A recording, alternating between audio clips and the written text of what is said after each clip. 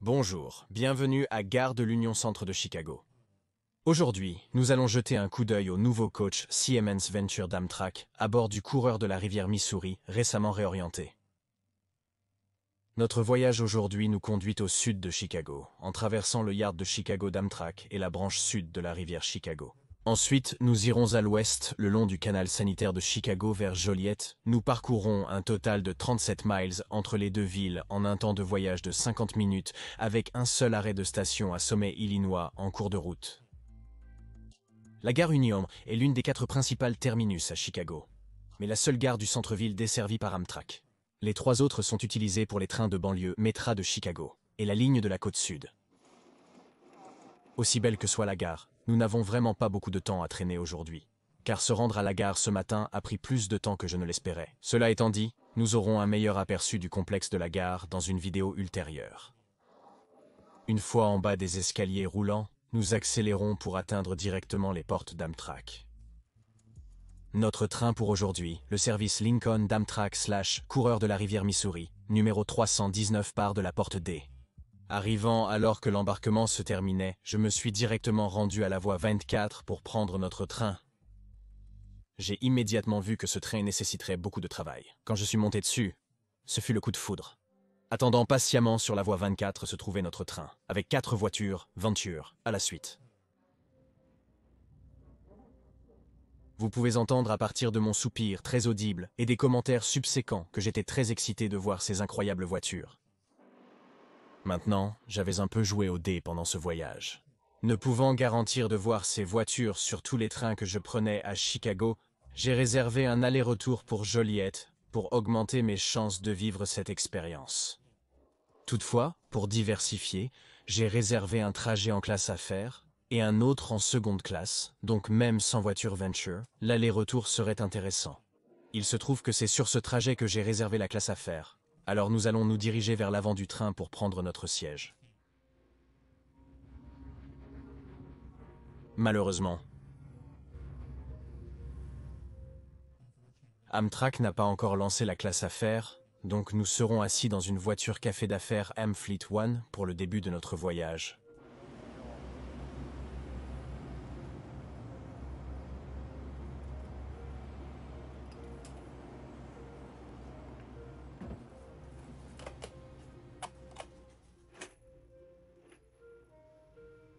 Nous nous installons et les portes se ferment, marquant notre départ de Chicago en direction de Joliet. Nous avons quitté la gare Union de Chicago, sortant des tunnels sous le soleil du matin.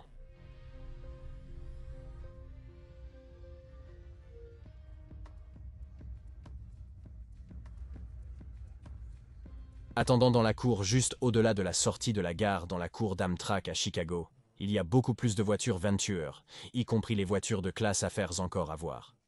La classe affaires des voitures Venture aura un arrangement de sièges 2 par 1, offrant plus de largeur et d'espace pour les jambes, similaire à la classe affaires actuelle d'Amtrak. Bien que les intérieurs apparaîtront très différents, les sièges seront extrêmement similaires à la classe premium de sièges Brightline vue ici.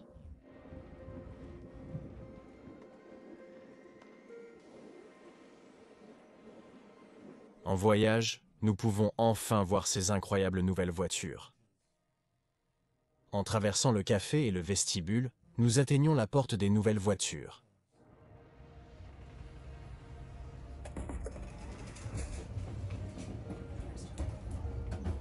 Les portes automatiques s'ouvrent et nous pouvons enfin voir ce que la nouvelle flotte du Midwest d'Amtrak a à offrir. Une chose est immédiatement claire à propos des nouveaux wagons, et c'est à quel point ils sont plus lumineux que ceux d'Amfleet ou d'Horizon. Les fenêtres nettement plus grandes, combinées aux LED plus lumineuses, espèrent donner vie à chaque wagon. D'abord, examinons les sièges à bord. Les sièges et le wagon sont disposés dans la configuration standard 2 par 2. Mais il y a toujours beaucoup d'espace entre mes genoux et le siège devant. Il y a aussi plus qu'assez d'espace pour s'étirer sous le siège ou pour ranger vos bagages à main. La poche au dos du siège est plutôt petite, et ce n'est en fait pas une poche du tout, mais plutôt une manchette en maille élastique à travers laquelle vos effets personnels peuvent tomber. Alors soyez prudents si vous prévoyez de l'utiliser. Chaque siège comprend une grande tablette qui se rabat depuis le siège devant. La table est extrêmement profonde et suffisamment large pour les grands ordinateurs portables. Il comporte également un porte-gobelet, un ajout appréciable.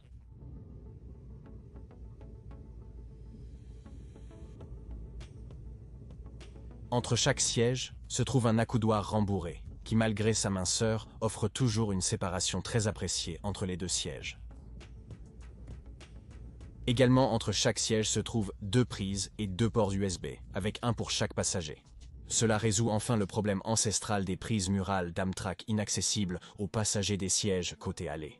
Cela résout enfin le problème ancestral des prises murales d'Amtrak inaccessibles aux passagers des sièges côté allée.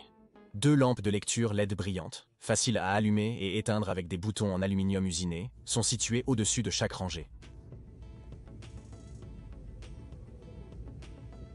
Les réglages des sièges se font par le bouton sur le côté de chaque siège, qui incline le dossier et avance le coussin du bas.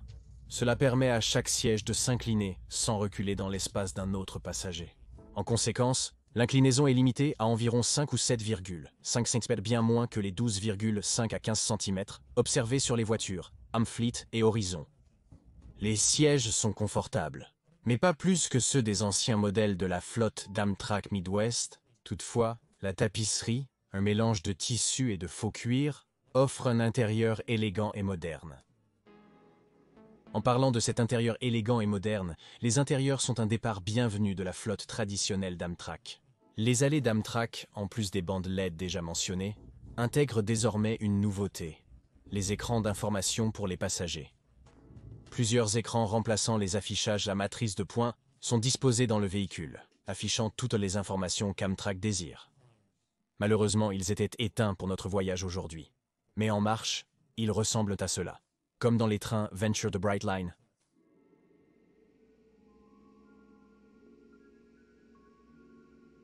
Des porte-bagages pour les effets personnels sont situés au-dessus de chaque rangée de sièges. Le fond en verre, qui reflète la lumière des fenêtres ci-dessous, contribue à l'éclairage de la cabine. Venture fournit des porte-bagages pour les grands sacs et vélos à chaque extrémité des autocars. 3 vélos ou plusieurs grandes valises et objets personnels peuvent être rangés à une extrémité, tandis que l'autre a un porte-bagages sans place pour vélo. En traversant la voiture, nous entrons dans le grand vestibule entre celle-ci et la suivante.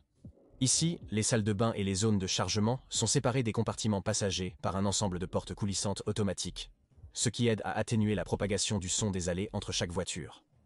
Un ajout à la flotte d'Amtrak est les bacs de recyclage, en plus des poubelles classiques. En nous retournant, nous voyons une grande fenêtre et un escalier descendant au niveau inférieur. Fait intéressant, Siemens propose 2 types de voitures Venture, les variantes à 2 portes et à 4 portes. Contrairement à Brightline, Amtrak a opté pour les variantes à 2 portes, avec une porte par côté par voiture. Un plan d'évacuation d'urgence adapté est disponible ici. Les seuls changements, cependant, sont la suppression de 2 des sorties secondaires, une de chaque côté. Une fois les intérieurs mis de côté, il est temps de jeter un œil à l'un des plus grands changements entre l'ancienne et la nouvelle flotte d'Amtrak, les salles de bain. Les salles de bain des autocars Venture sont accessibles en fauteuil roulant et équipées de boutons poussoirs pour un accès aisé. En pressant le bouton, la porte s'ouvre, dévoilant les impressionnantes salles de bain Venture. Le deuxième bouton à l'intérieur verrouille la salle de bain, évitant toute manipulation de porte.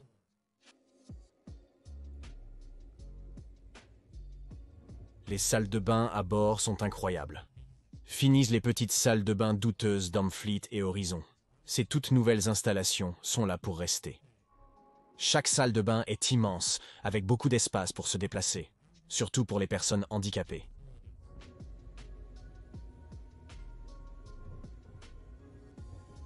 Le lavabo et le savon s'activent par mouvement, mais le savon était vide ou défectueux, d'où la présence d'une bouteille standard de savon Amtrak à côté. Supposément sous le miroir, il n'y avait pas de mouchoir. Cependant, le papier toilette était abondant, situé à côté de la chasse d'eau à détection de mouvement. Amtrak a remplacé les serviettes en papier par un sèche-mains électrique pour une option plus écologique. Les toilettes elles-mêmes sont très propres et semblent nettement plus agréables que tout ce que j'ai vu dans le reste de la flotte d'Amtrak. L'éclairage dans chaque salle de bain est assuré par 4 groupes de LED au plafond, avec une bande de LED diffusée qui court tout le long du miroir.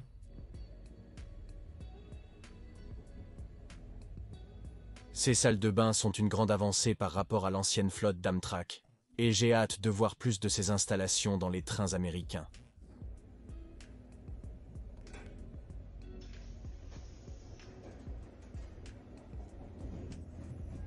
Une caractéristique promue sur ces nouveaux wagons est une meilleure connexion Wi-Fi.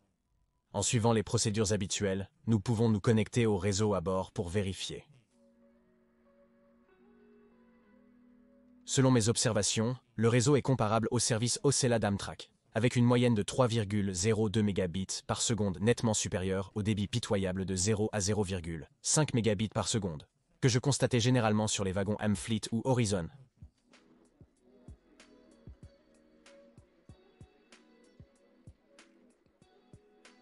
Notre vitesse a augmenté, approchant 80 miles/heure en s'éloignant de Chicago.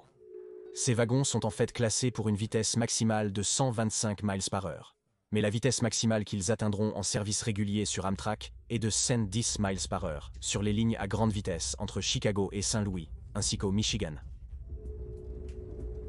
Ayant terminé notre visite des nouveaux wagons d'Amtrak, notre train approche de notre destination, Joliet.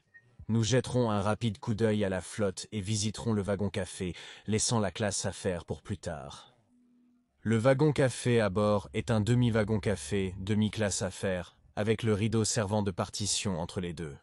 La partie café comprend la zone de bar habituelle, plus quelques tables pour que les passagers puissent s'asseoir et manger. Le wagon-bar offre une sélection typique de snacks et boissons. J'ai choisi un Coca avant d'arriver à Joliette. Notre train s'arrête, et nous pouvons descendre du train et monter sur les quais.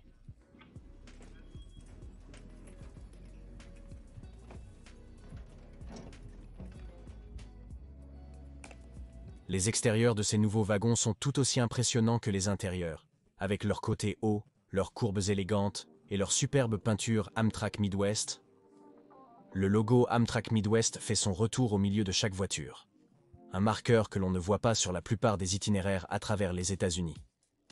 Une chose que je ne comprends absolument pas, c'est pourquoi la livrée des chargeurs 44 d'Amtrak ne correspond pas à ces nouveaux Wagons Ventura. Il est clair qu'ils sont censés s'aligner, mais la ligne inférieure des locomotives est trop haute, et la courbe vers le haut à la fin de chaque locomotive signifie que le haut n'est nulle part près de s'aligner avec les wagons. Si vous êtes au courant de la situation des livrées, informez-moi dans les commentaires. Les derniers passagers montent à bord et les conducteurs ferment les portes, les escaliers se repliant dans leur compartiment sous l'entrée. Avec un sifflement des freins, le train Amtrak 319 continue vers Saint-Louis et finalement Kansas City.